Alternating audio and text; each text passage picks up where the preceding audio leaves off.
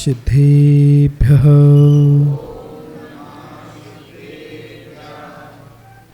इन स्वयंभूदिमने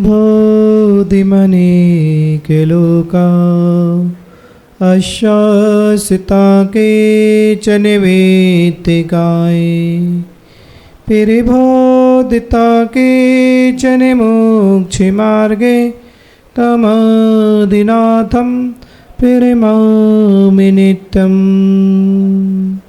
मंगलम भगवाने वीरो मंगलम गौतमो गणे मंगलम कुंद कुंदास्तो जेनि धर्मोस्तु मंगलम सर्वे मंगल मांगल्यम सर्वे कल्याणिकारकम प्रधानम सर्वधर्माणो जैनं जेतु शासनम तज्जति परम ज्योति समम समन्त ननंत परे आए दर्पण तल इव सकला पिति फलंति पदार्थि मलिका यत्रे नमो अरिहंतारो नमो सिद्धारम नमो ऐर्यानम नमो वैज्ञायानम नमो लोयशव्यसाहुनम।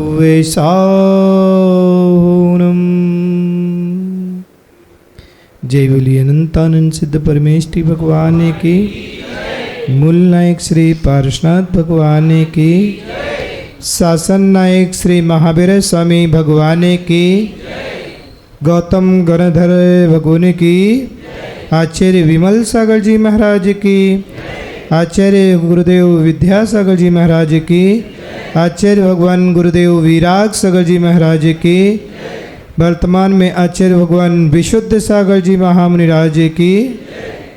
जय बोलो परम पूजनीय उपाध्याय गुरुवर 108 विरंजन सागर जी महामुनिराज की जय। महानुभाव, आज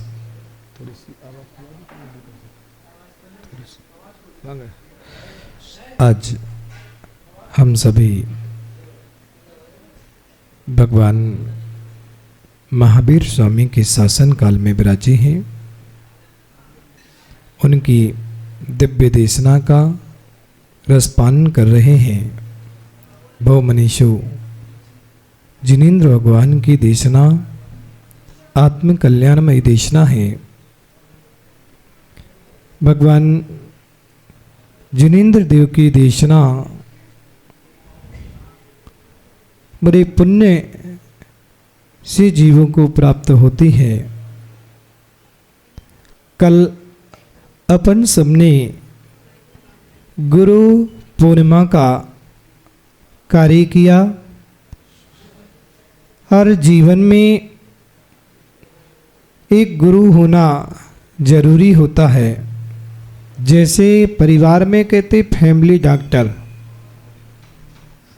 ऐसे ही जीवन का एक गुरु भी। और ये गुरु परंपरा कहाँ से कैसे प्रारंभ हुई? तो ऐसा आगम में कहा है कि ये तो अनादि अनंत गुरु परंपरा शिष्य की रही है। लेकिन वर्तमान में अभी देखा जाए तो जब भगवान महावीर स्वामी का समोसरण विप्लाचल पर्वत पर आया और उसी समय गौतम गणधर और इंद्रभूति दोनों प्रकांड विद्वान थे, शास्त्रों के ज्ञाता थे और उन दोनों के 500 शिष्य थे। और दोनों के कहा जाता है कि व्यक्ति को जब ज्ञान आता है तो ज्ञान में व्यक्ति को अहम आना चालू हो जाता है। उनके पास ज्ञान था, ज्ञान में अहंकार आता है, लेकिन सम्यक ज्ञान में अहंकार नहीं आता। किसमें? ज्ञान में अहंकार आ सकता है, लेकिन सम्यक ज्ञान में अहंकार, सम्यक ज्ञान में बोध होता है। और वह ज्ञान था उनके पास। जब वह यज्ञ कर रहे थे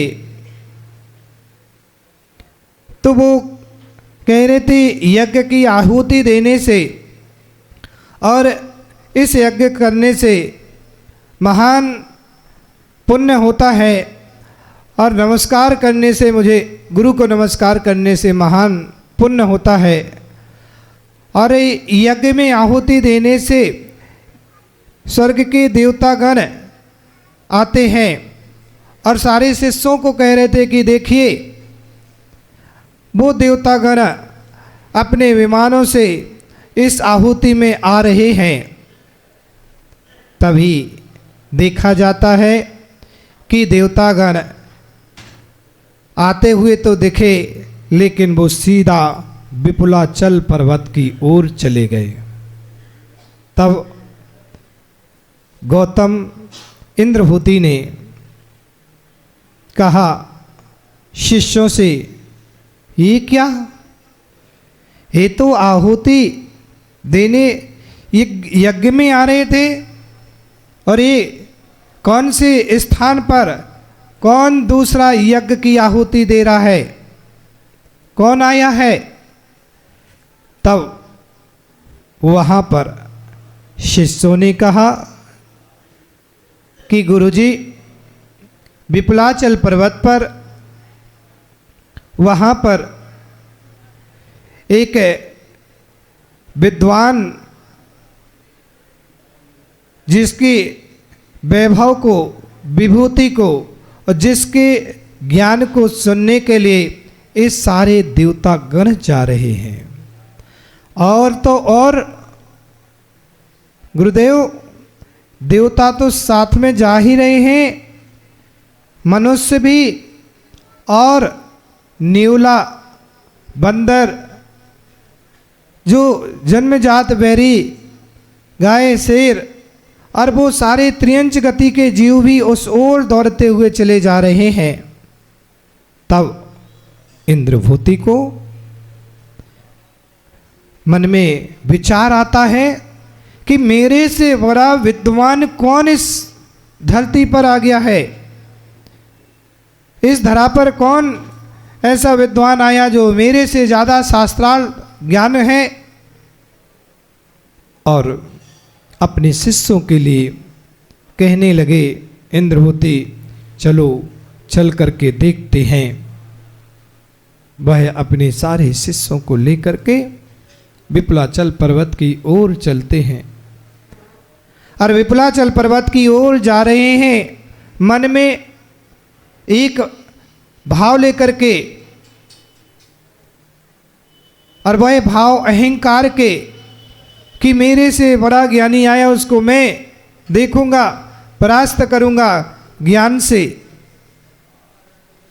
और अपने शिष्यों का भी अहंकार था, अहम था सबको लेकर के, क्योंकि सबसे ज़्यादा दुनिया में दुख हीन भावना का है। और हीन भावना का एक ऐसा दुख है जो व्यक्ति को हमेशा दुखी करता रहता है, और जिसके अंदर हीन भावना आ गई, जैसे घर में, परिवार में जब देवरानी जेठानी भाई भाई होते हैं परिवार के, एक भाई को ज़्यादा यश मिलने लगा, ज़्यादा कुछ प्रसिद्धि होने लगे, तो दूसरे भाई को उसको ईर्ष्या आती है, हीन भावना आती कि मुझे कोई नहीं पूछ रहा। एक देवरानी को यदि कोई पूछने लगे तो जेठानी को और जेठानी के पास कुछ ज़्यादा लोग बैठने लगे तो देवरानी को हीन भावनाएं और वह आने लगती है और वह दुख का कारण बन जाती है और दिन रात ये सोचती रहती मैं ऐसा कर लूं। उस इंद्रभूति के लिए हीन भावना वो आई कि मेरे से ज्ञानी कौन इस संसार में आया है, और वह निहारने लगा स्वयं के लिए और वो दुख का कारण उसके लिए बन गया। धीरे धीरे चला जा रहा है सारे शिष्यों को लेकर के विपुलाचल पर्वत की ओर। जैसे ही विपुलाचल पर्वत की मध्य भाग में जो पहुंचता है और जैसे ही समोह शरण का विस्तार था, उस समोह शरण के विस्तार में मानस स्तंभ को देखता है और मानस स्तंभ पर जैसे ही दृष्टि पड़ती है तुरंत उसका मान भंग हो जाता है और विचार करने लगा, ओहो मैं कहाँ भूल में बैठा हूँ, कहाँ अज्ञानी बना बैठा हूँ। ये जो जीव हैं ये तो तीनों लोकों का कल्याण करने वाले हैं, तीनों लोकों के जगत के गुरु हैं। मैं कहाँ इनके सामने शास्त्रार्थ करने जा रहा था। और भाई वहाँ से हाथ जोड़ता है, मस्तक को झुकाता है और प्रभु के चरणों में जो गुरु बन करके जा रहा था वो शिष्य बन करके पहुंच गया। क्या बन करके? क्योंकि गुरु के तो गुरु होते हैं। और वह गौतम स्वामी अपने समर्पण वहां पर कर देते हैं और अपने जीवन का गुरु बना लेते हैं कि हे भगवान, आज से मेरे जीवन का कोई गुरु है तो भगवान महावीर स्वामी आप हैं और आपके चरणों में मेरा माथक।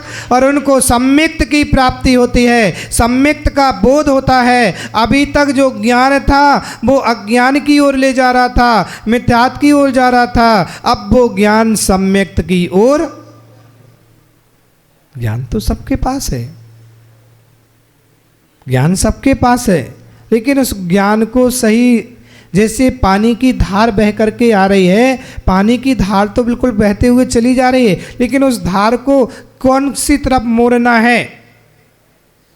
वही धार तुमने नाली की ओर बहा दिया और कोई उसी धार को सही तरीके रास्ते से दिखा देता है। बस ज्ञान की धारा को बहाने के लिए आपको सम्यक्त तरीके की ओर ले जाना है।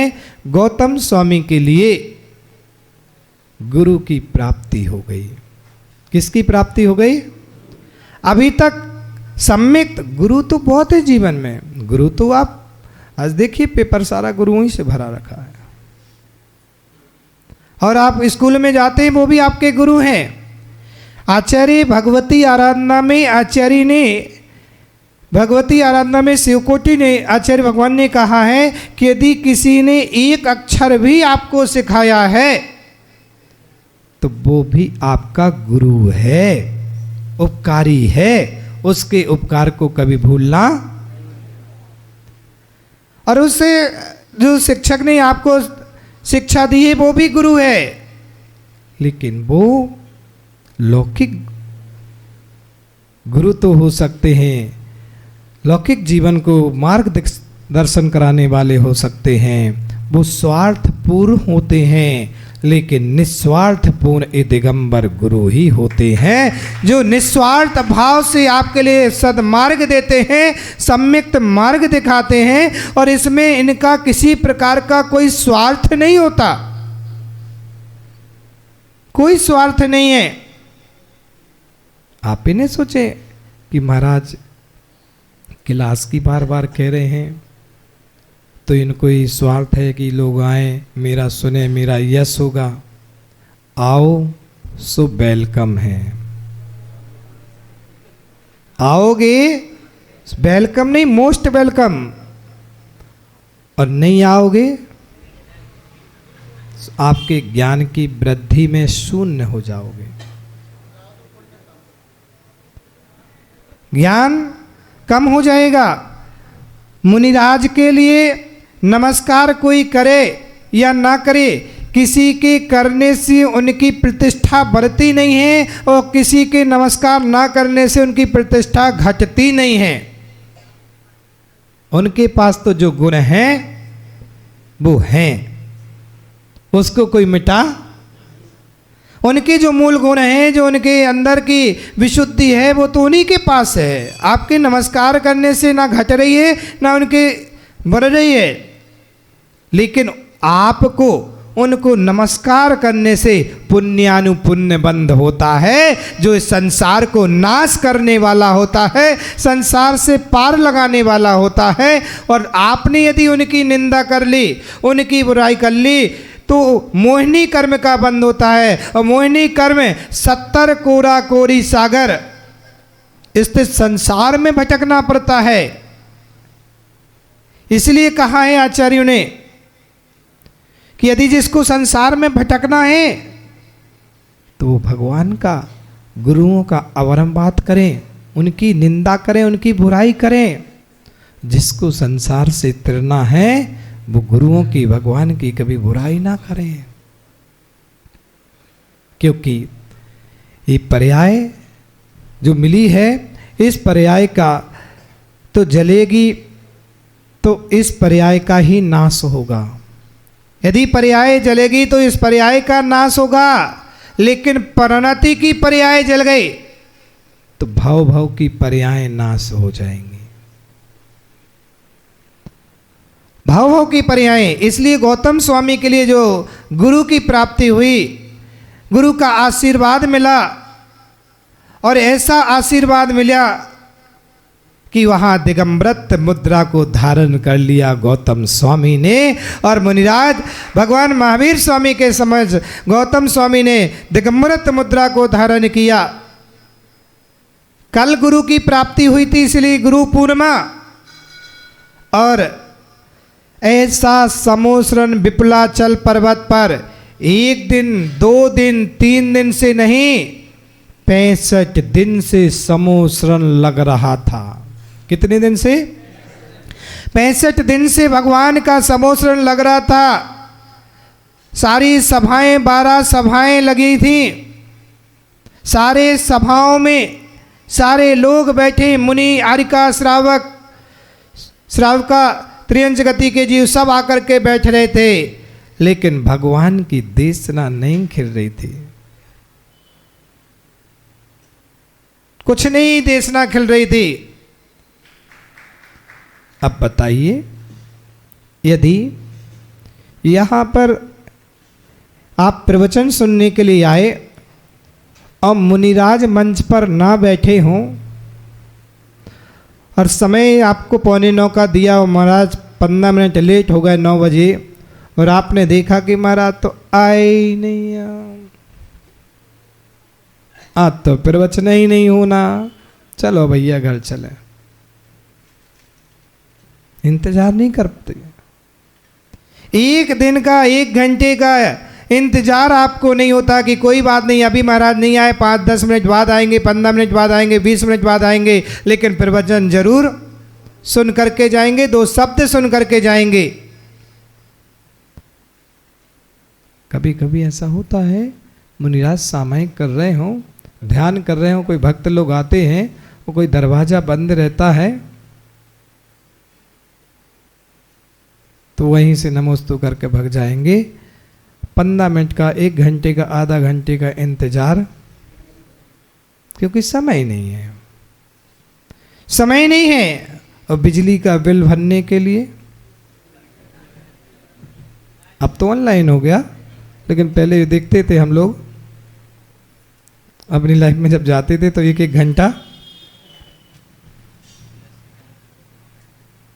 वहां लेन में लगने के लिए मूवी देखने जाते थे टॉकीज में, तो टिकट लेने के लिए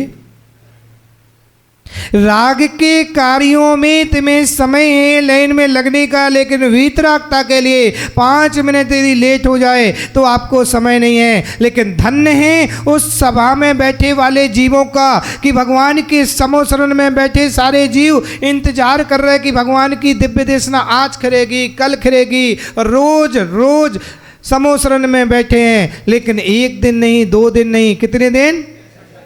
65 दिन में कितने महीने हो गए?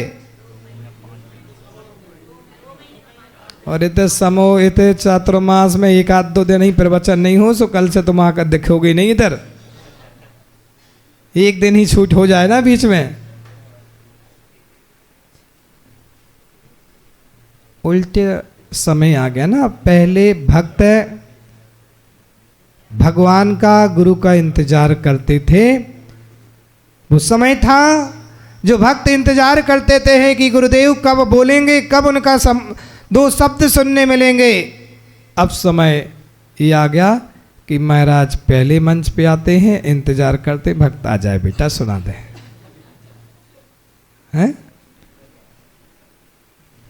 समय वो होना चाहिए, ललक अंदर से, जिज्ञासा अंदर से, अपन को सीखने की भाव हो।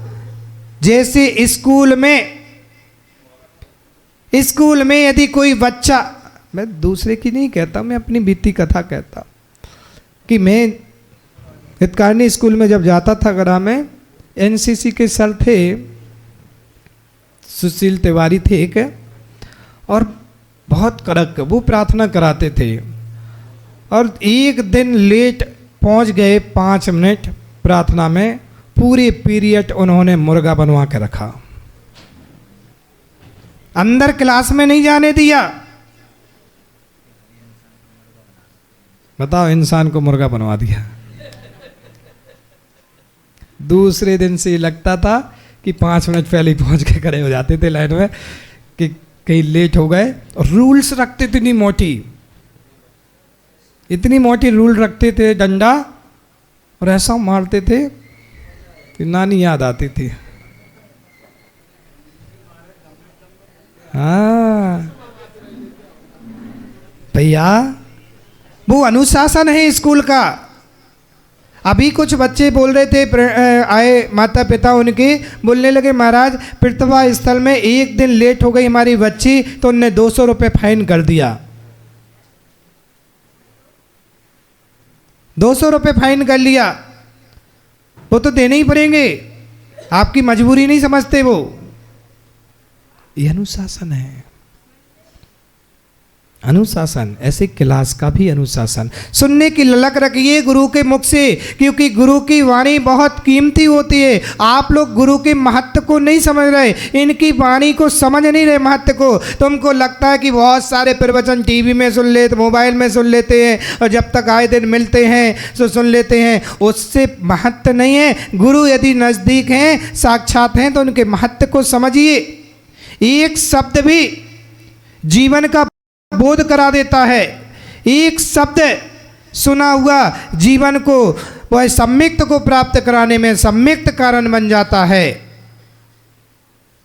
भगवती आराधना के शिवकोटि मुनिराज जिन्होंने लिखा, वह नास्तिक थे, कोई जैन दर्शन में आस्था नहीं थी, और इतने नास्तिक कि जो अपने महल से वो राजा निकलते थे तो मंदिर के सामने से जाना पड़ता था, तो वो अपने उंगली दोनों कानों में लगा लेते थे, कहीं यहाँ के शब्द मेरे कानों में।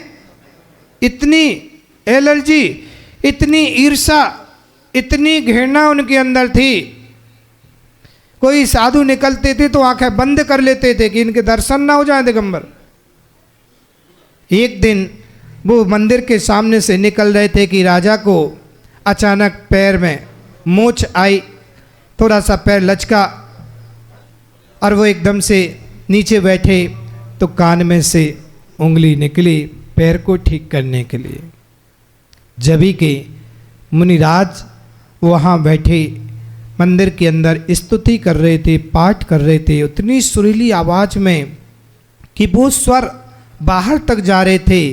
जैसे ही उनके कानों में वो स्वर पड़े तो उनको बोध हुआ, ओहो कितनी मंद सुरीली आवाज,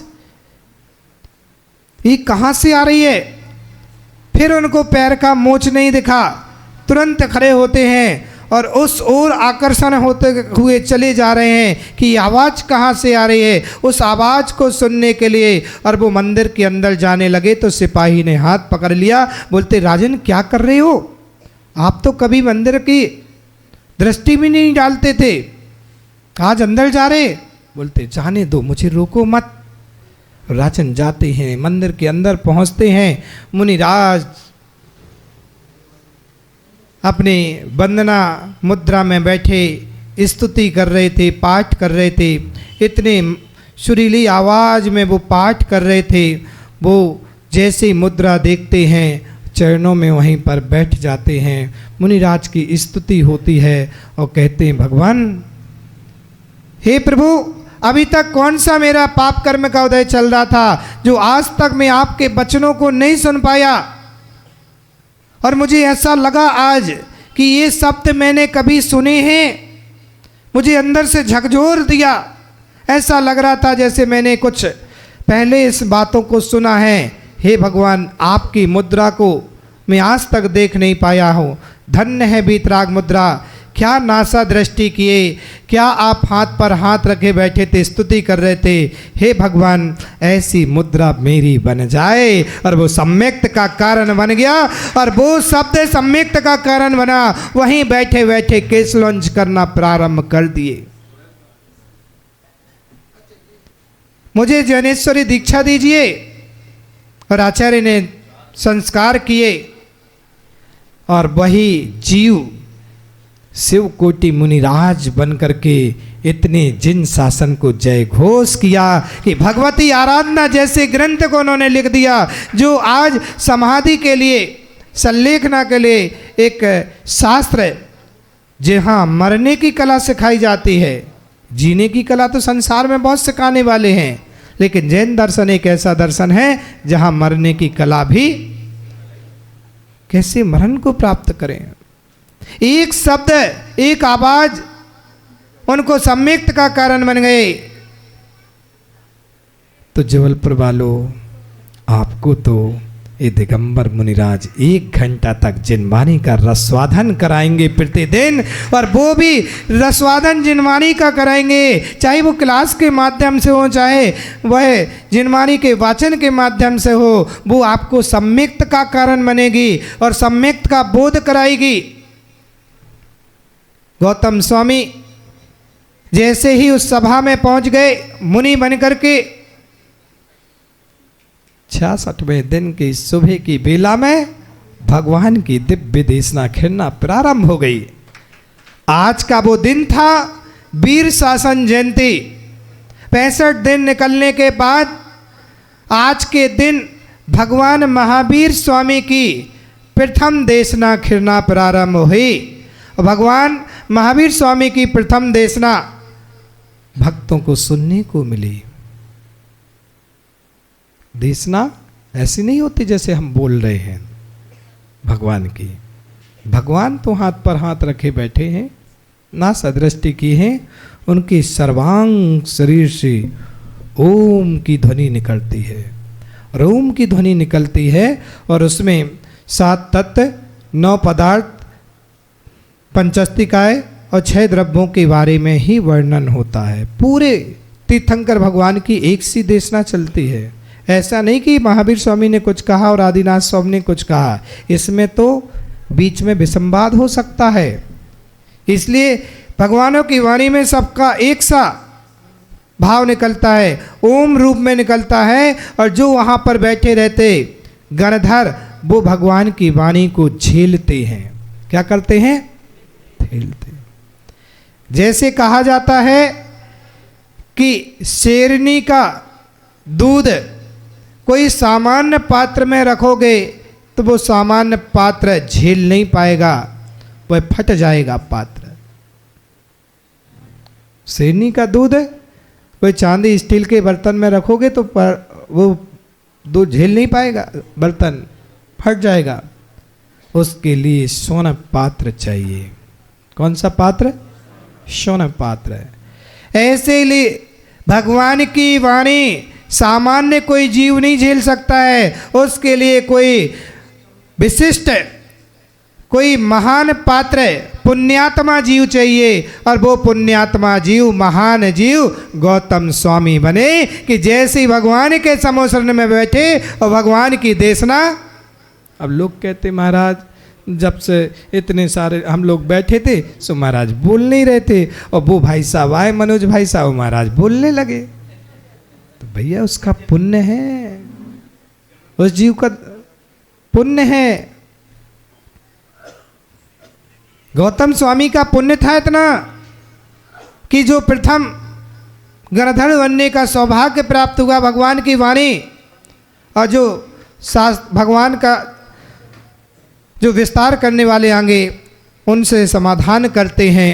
आज के दिन वीर शासन जयंती। कौन सी जयंती है? जोर से बोलो। ये मालूम होना चाहिए वीर शासन जयंती का मतलब क्या होता है। वीर शासन जयंती का मतलब है, वैसे तो हमारी जिनमानी अनादि अनंत है, हर तीर्थंकर के समय से वो दिव्य देशना करते हैं, लेकिन इस युग के जो शासन नायक भगवान महावीर स्वामी रहे, उनकी दिव्य देशना, उनकी दिव्य देशना, प्रथम दिव्य देशना 65 दिन तक समोसरण लगा, लेकिन 65 दिन समोसरण में दिव्य देशना, 66वें दिन में दिव्य देशना। ऐसा आचार्यों का कथन है कि एक दिन में 3 बार दिव्य देशना खिलती है।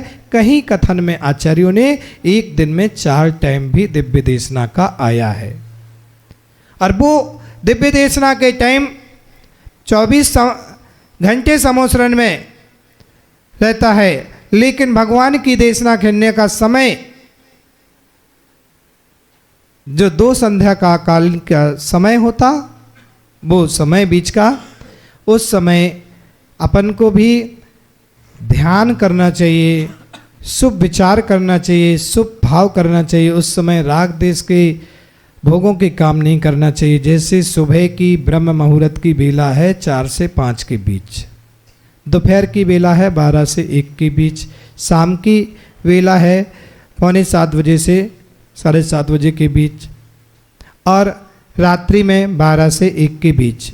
ये भगवान की देशना के काल हैं। इस समय अपन को खाना पीना नहीं करना चाहिए, इस समय अपन को भोजन पानी नहीं करना चाहिए, इस समय अपन को शुभ कार्य करना चाहिए। आपने कभी देखा है मुनिराज के कोई कार्यक्रम में, अभी 9 तारीख को विनयांजलि में जब हम लोग लाखा भवन में कर रहे थे तो 12 बज गए थे, इसलिए कल मैं समय का ध्यान रख रहा था, मैंने भी ज़्यादा नहीं बोला, महाराज को भी इशारा कर दिया था, महाराज 12 नहीं बजाना, 12 बज जाएंगे तो फिर अपन को श्रावकों को 1 घंटा और इंतजार कराना पड़ेगा चौके का, फिर 1 बजे सामयिक को करके ही फिर आहार कोटते।